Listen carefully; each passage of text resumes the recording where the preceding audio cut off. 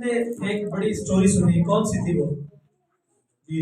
इसको याद है जी? एक सूबेदार की इल्तिजा पर क्या हुआ, खुदा ने उसके नौकर को शिफा दी। आज जो बात हम सीखने को है वो भी हमारे लिए नहायत अहम है। खुदा यीशु ने वो जिस जगह पर गए उन्होंने अपने मौजज़ात जो हैं वो हर जगह पर दिखाए। और यीशु मसीह ना सिर्फ लोगों की जिंदगी के अंदर मौजज़ात करते बल्कि वो अपने शागिर्दों के साथ रहते, उनके घरों के अंदर भी वो अपने कामों को दिखाते रहे। और आज हम इसी बात को सीखेंगे।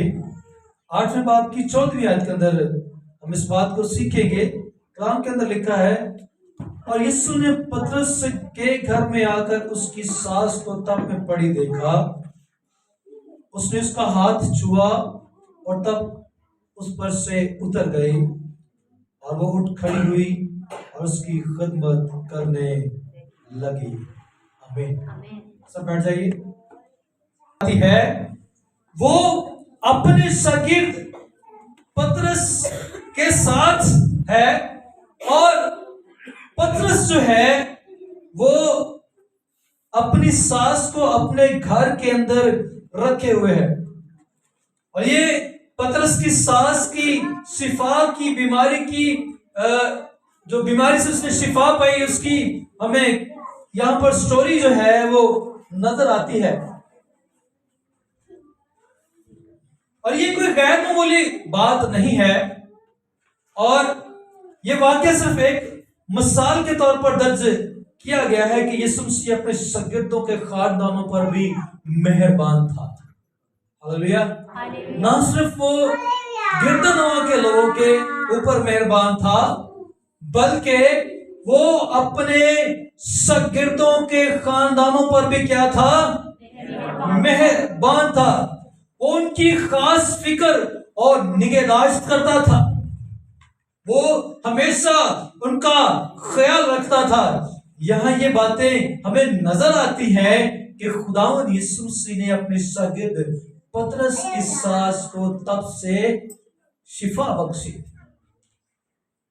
वो ना सिर्फ दूसरे लोगों की फिक्र कर रहा है, वो ना सिर्फ दूसरे लोगों के अंदर अपने करामात दिखा रहा है, ना सिर्फ वो दूसरे लोगों के अंदर अपने मौजज़ात को जाहिर कर रहा है, बल्कि वो अपने शागिर्दों के खानदानों के साथ भी उतना ही मेहरबान है जितना दूसरों के साथ है।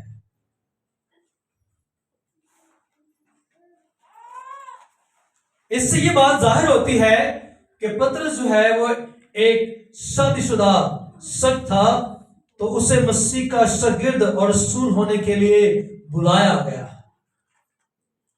क्या ही अच्छी और खूबसूरत बात है कि खुदा जो है वो ऐसे लोगों को हम देखते हैं बाइबल के अंदर कि पतरस जो शादीशुदा शख्स है वो खुदा के हुजूर मसीह और रसूल होने के लिए क्या किया गया है, बुलाया गया है। और खुदा यीशु मसीह ने पतरस की शादीशुदा हालत को मंजूर किया है कि वो इस हालत के अंदर रहकर खुदावंद की खिदमत करे। और बाइबल बयान करती है कि पतरस का ये घर अपना घर था। पतरस का ये घर जो था ये उसका अपना घर था, अपना मकान था, जबकि मसीह का कोई घर नहीं था। मसीह का कोई घर नहीं था। उसका घर कफरनहूम में था, जबकि वो खुद बैते हस्दा था। और इसके साथ साथ हम देखते हैं कि वो किस तरह से अपने कामों को सरअंजाम देता है। हमने पिछली संडे इस बात को जाना कि जब यीशु मसीह ने सूबेदार के नौकर को शिफा बख्शी तो खुदा यीशु मसीह कहां पर रह रहे थे, कफरनहूम में। कहां पर रह रहे थे? तो पतरस ने भी हो सकता है कि जब मसीह कफरनहूम आया हो तो पतरस भी मुंतकिल होकर वहीं पर आकर ठहर गया हो, कि जहां पर मेरा उस्ताद है, जहां पर मेरा रबी है, जहां पर मेरा उस्ताद रूहानी उस्ताद है, जहां पर मेरा खुदावंद है, मैं उसी जगह पर रहूंगा और वहीं पर रहकर खास बुदोबाश जो है उसकी जिंदगी में रूनमा होगी। हमारे लिए भी अक्सर जो है वो अपनी रिहाइश को तब्दील करना काबिले कदर हो सकता है। हो सकता है कि जहां पर हम पहले रह रहे हैं वहां पर हमारा ताल्लुक मसीह के साथ नहीं है। हो सकता है कि जिस जगह पर अब हम रह रहे हैं वहां पर हमें खुदा के घर में लेकर जाने वाला कोई नहीं।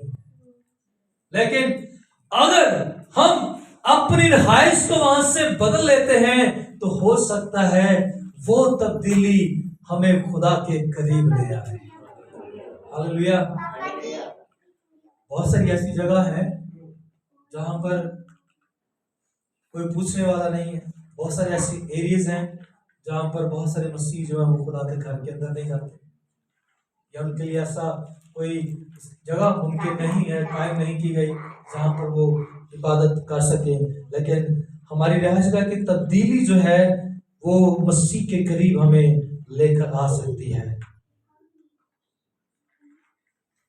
पतरस की जो सास है वो पतरस के ही खानदान के साथ रह रही है, यानी कि वो पतरस, क्योंकि उसकी सास जो मतलब सास को पतरस अपने ही घर में रखे हुए है। और ये जिंदगी के तमाम साथियों के लिए एक अच्छा नमूना है कि वे एक दूसरे के रिश्तेदारों से मेहरबानी से पेश आया करें। ये बाइबल हमें एक बेहतरीन तरीका सिखा रही है कि हमें चाहिए कि हम अपने अजीजों के साथ, रिश्तेदारों से एक दूसरे के साथ मेहरबानी से पेश आया करें, क्योंकि आज का दौर जो है वो इंतहाई परेशानी का सबब है। हम सब जानते हैं इस बात को।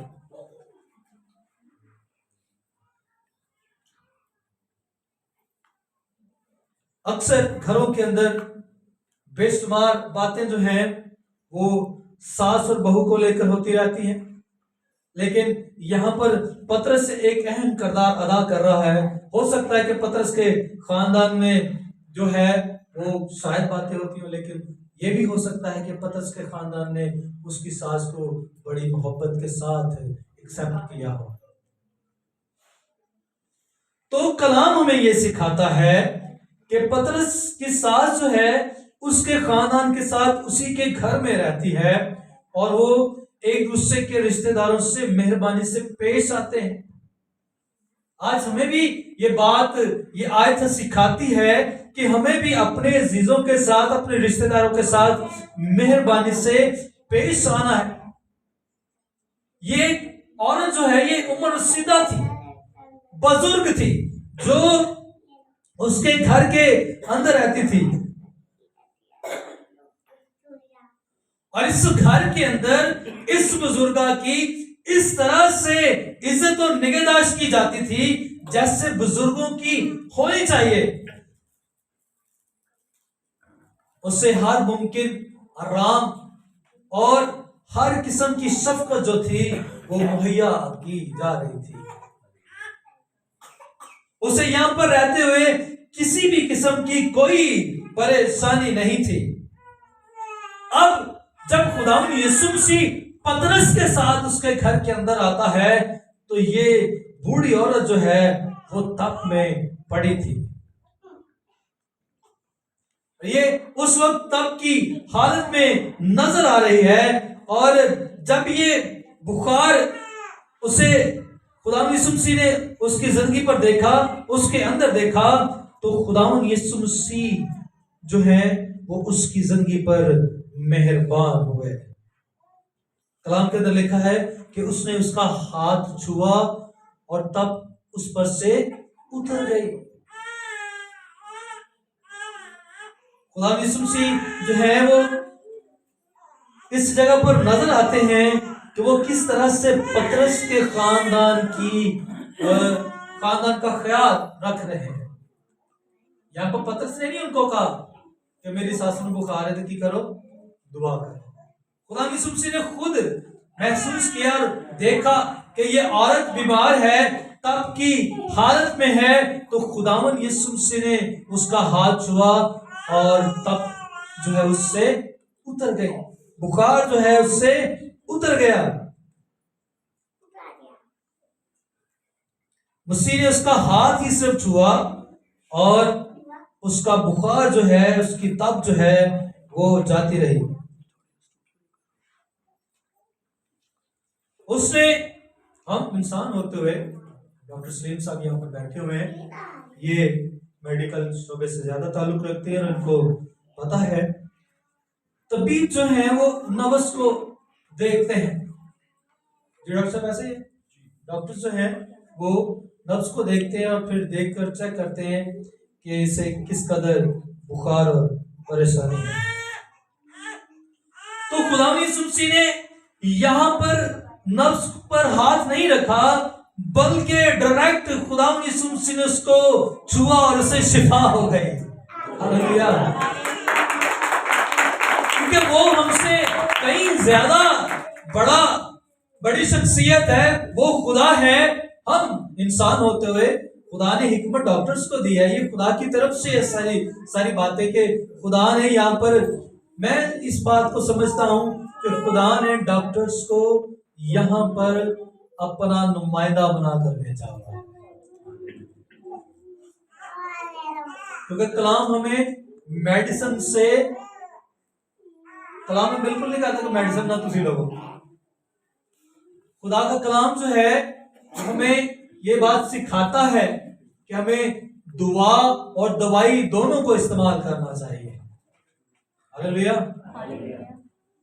तो इसकी बात हमें बाइबल के अंदर मिलती है। यूसाया कितना बड़ा शख्स है, कितना बड़ा खुदा का बंदा है, तो वो क्या कर रहा है, एक शख्स को फोड़े निकले हुए हैं और वो अंजीर की टिक्कियां लेता है। हालांकि उसके लिए दुआ भी कर सकता है और थोड़ा ठीक भी हो सकता है, लेकिन क्या कर रहा है, वो अंजीर की टिक्कियां ले रहा है और उसको कह रहा है इसके फोड़े पर बांध दो, ये ठीक हो जाएगा। तो कलाम जो है वो हमें हरगिज मेडिसिन से रोकता नहीं है। हमें जरूरत है कि हम खुदा के ऐसे लोगों की जो खुदा की नुमाइंदगी करते हैं, हमें हमेशा खुदा के ऐसे लोगों की इज्जत करनी है। आमीन। सो उसने जब छुआ तो उस औरत को फौरन शिफा हो गई। छूना जो है उसकी शफकत और मेहरबानी का निशान था। छूना जो था वो उसकी शफकत और मेहरबानी का क्या था, निशान था। इस बात से जाहिर हो रहा था कि खुदा उस पर किस तरह से रहम और तरस खा रहा है, उसकी शफकत किस कदर उस पर आ रही है कि वो उसको देखकर किसी ने कहा नहीं और उसने फौरन उसको छूकर शिफा बख्शी। हमने पीछे देखा कि स्पेशल आकर सूबेदार ने, जो बड़ा इख्तियार रखता था, वो कहता है कि मैं जिसको कहता हूं जा तो वो जाता है, जिसको कहता हूं आ तो वो आता है, लेकिन मैं इस लायक नहीं है कि तू मेरी छत के नीचे है।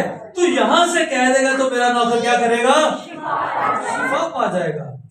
तो यहाँ पर सूबेदार इल्तिजा कर रहा है, लेकिन यहाँ पर पतरस जो है वो खुदा यीशु मसीह को कहता हुआ नजर नहीं आ रहा कि मेरी सासली दुआ कर। खुदा ने खुद उसकी जिंदगी पर शफकत और मेहरबानी का निशान जाहिर किया। उसने खुद यहाँ पर अपनी मेहरबानी और शफकत को जाहिर किया और उसकी सांस को छुआ और उसे शिफा बख्शी। और जैसे ही उसने शिफा पाई, बाज़ ऐसा होता है कि लोग ऐसा ऐसा तंदुरुस्त होते हैं और फिर कामकाज करना शुरू करते हैं। यहाँ पर यीशु मसीह जो है वो उसको छूता है, तो कलाम के अंदर लिखा है वो उठ खड़ी हुई और उसकी खिदमत करने लगी। यानी कि इससे मुराद ये है कि खुदा यीशु मसीह ने उसे छुआ है और फौरन उठी है और उसकी खिदमत करने लग पड़ी है। इनको बिल्कुल तंदुरुस्त हो गई है, हड्डी कट्टी हो गई है, टुरना फिरना शुरू कर देता है। और कलाम के अंदर लिखा है कि वो किसकी खिदमत करने लगी? अपनी यीशु मसीह की खिदमत करने लगी। आज हमें जरूरत है कि जब खुदा यीशु मसीह हमारी जिंदगियों पर रहम करता है तो फिर हमें जरूरत है कि जब मुकम्मल रहमत हमारी जिंदगी के अंदर हो गई है तो फिर हमें ना सिर्फ अपने घरों को लौटना है और फिर दोबारा गिरजिया दे विच आना ही नहीं, हमें जरूरत है कि हम खुदा यीशु मसीह की खिदमत करें। हालेलुया। हमें जरूरत है कि जिसने हमें शिफा बख्शी है हम उसकी खिदमत करें, उससे भूले ना। पिछले संडे कितने लोग थे बीमार, भरा हुआ चढ़ता, अज तो ब्याह ही इन्ने कुने के ब्याह ने ब्याह का असर गिरजिया में पैंदा है। लोग सुते रहते हैं घरों के जाना ना 12-1 बजे होंगे, लेकिन उनसे पूछ लें तो कहते कभी कभी सानू ब्याह से इसलिए आ नहीं सकते। तो आज भी बड़ी शादियां इसलिए लोग बहुत कम है चर्च के अंदर। तो हमें जरूरत है कि जब यीशु मसीह हमें शिफा दे तो हमें शिफा लेकर अपने घरों के अंदर नहीं बैठ जाना, शिफा लेकर हमें बाहर चर्च के अंदर नहीं रहना, बल्कि हमें इस बूढ़ी औरत की तरह खुदा यीशु मसीह की खिदमत करनी है। हालेलुया। हमें जरूरत है कि जब हम खुदा यीशु मसीह से शिफा को हासिल कर लेते हैं तो फिर हमें उसके हुजूर उसकी खिदमत गुजारी को करना है, ताकि खुदावंद जो है वो और ज्यादा हमारी जिंदगी पर मेहरबान हो। वो जब हमारी जिंदगी से खुश होगा तो वो और ज्यादा हमें बरकत बख्शेगा। यहाँ पर ये औरत जो है देखते हैं कि यीशु मसीह की उठकर खिदमत करना शुरू हो गई है। वो परेशान है या इस बात की आरज़ूमंद है, वो ढूंढ रही है कि मैं यीशु मसीह के लिए पेश क्या कर सकती हूँ, मैं खुदा यीशु मसीह के लिए क्या पेश कर सकती हूँ, मेरे पास ऐसा है क्या कीमती जो मैं खुदा यीशु मसीह को दे दूं, मेरे पास ऐसी कौन सी कीमती मेरे घर के अंदर चीज है जो मैं अपने खुदावंद यीशु मसीह के लिए पेश कर सकूं। वो यहां पर इस बात के लिए फिक्रमंद है। लेकिन हमें वाजिब है कि हम जब शिफा पाते हैं तो वो हमारे लिए इस कदर ज्यादा अहमियत रखती है कि हमें हलीम खादमों की मानद उम्र भर उसकी खिदमत करते रहना है। जब हमारी जिंदगी के अंदर शिफा आ गई है तो हमारे लिए सबसे कीमती जो चीज है जो हम खुदा को पेश कर सकते हैं वो ये है कि हम उम्र भर उसकी खिदमत को करते रहें। हालेलुया। यहाँ पर इस औरत ने भी यही किया है, उसने शिफा पाई है और वो अपनी बेशकीमती जिंदगी को खुदावंद के लिए पेश कर रही है। वो ढूंढ रही है, तलाश कर रही है कि मैं क्या खुदावंद के लिए दे सकती हूँ।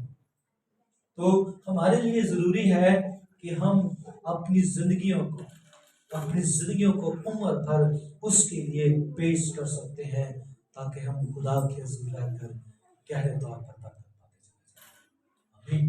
आमीन। आइए दुआ करें।